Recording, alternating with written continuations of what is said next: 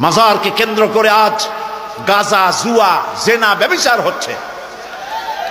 আমরা এটা হতে দেব না। আল্লাহর ওলিদের মাজারকে, গভর্নমেন্টকে কন্ট্রোল করতে হবে।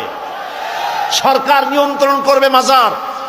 জটধারী, ছালার চট পড়া গাঁজাখোর, এদেরকে মাজার কন্ট্রোল করতে দেওয়া হবে না। অর্থ স্টেট সব উদ্ধার করা হবে। সরকার নিজেই পুলিশ দিয়ে পাহারা দেবে মাজার।